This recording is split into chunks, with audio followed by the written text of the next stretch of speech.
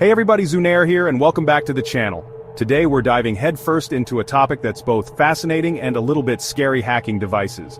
And you guys know me, I love getting my hands dirty with weird and interesting tech. What's wild is that we're not talking about some super secret government level stuff. These are devices that are shockingly easy to get your hands on, sometimes even on Amazon. We're talking about gadgets that can, if used unethically, take over almost any piece of tech in the world. Smart home devices, security systems, even your car, they could be vulnerable. Now before you start freaking out and throwing out all your electronics, take a deep breath. The goal here isn't to scare you but to educate you. We're going to break down how these devices work, what they can do, and most importantly, how to protect yourself. Knowledge is power, people, so let's get into it. Alright, first up we've got the Hacky Pi. This little guy is basically a credit card-sized computer, but don't let its size fool you. It's packed with enough processing power to make even some laptops jealous. We're talking quad-core processors, gigabytes of RAM, the whole shebang. And the best part? It's incredibly versatile. You can use it for all sorts of things, from learning to code to building your own smart home gadgets.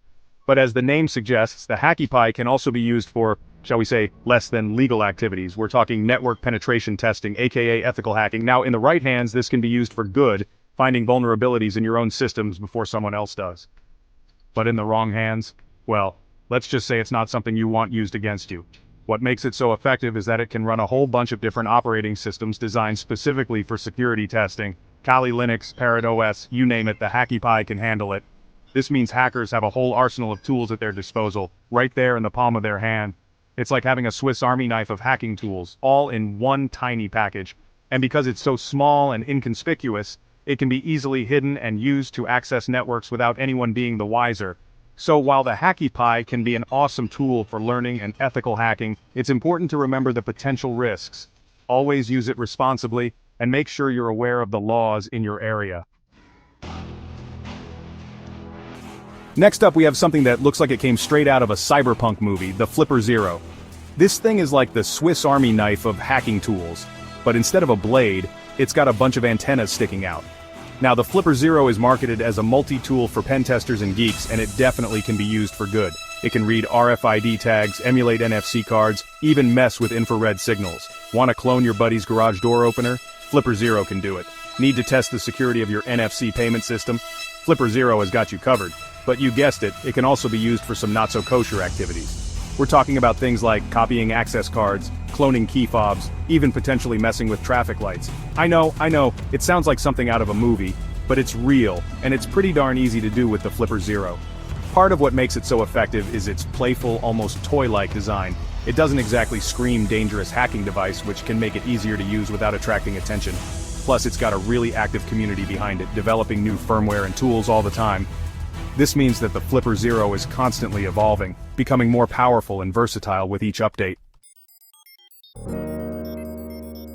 Okay, moving on to something a little more serious: marauders. Now this isn't a specific device, but rather a class of devices designed to intercept and analyze wireless communications. Think of it like a super-powered Wi-Fi sniffer. With the right marauder, you can capture data packets flying through the air, potentially including sensitive information like passwords, credit card numbers, you name it. Now marauders can be pretty technical to use, and they're not exactly cheap. You're not going to find these on Amazon for $20. But for someone who knows what they're doing, a marauder can be an incredibly powerful tool for espionage and data theft. What makes them so dangerous is that they operate passively. This means they don't actually connect to the network they're snooping on, they just listen in on the data being transmitted. This makes them incredibly difficult to detect, especially for the average person. Now I know what you're thinking. Linus, this is getting a little too real for me. And you're right, this stuff is serious. But that's why it's so important to be aware of the risks and take steps to protect yourself.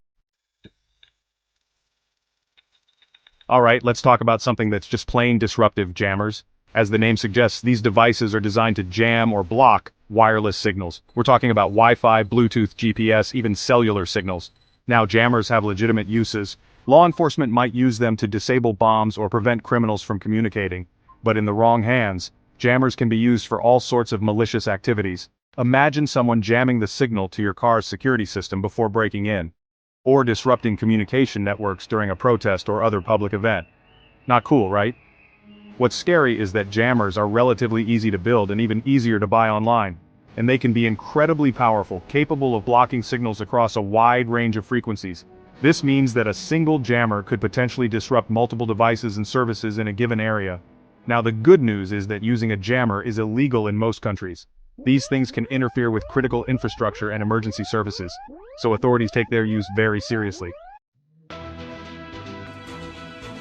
And finally, let's talk about something that might give you chills, listeners. These are devices that are designed to eavesdrop on conversations and data transmissions. We're talking about hidden microphones, camera hacks, the whole shebang.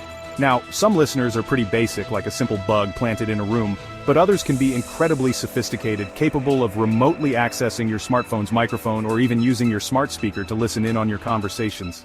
It's like something out of a spy movie, but it's happening in the real world. What makes listeners so insidious is that they're often very difficult to detect.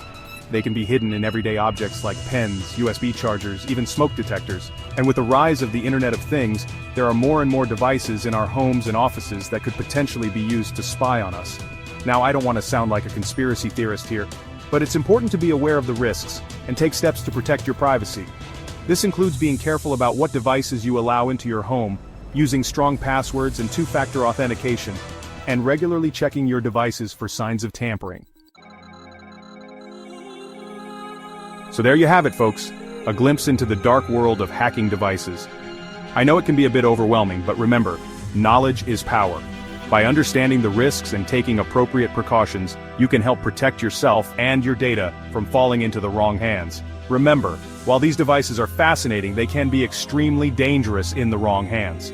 Always use technology responsibly and ethically, and don't be afraid to report any suspicious activity to the authorities. And hey, if you found this video helpful, be sure to give it a big thumbs up, subscribe to the channel for more awesome content just like this, and hit that bell icon so you don't miss out on future uploads. Until next time, stay safe and stay curious.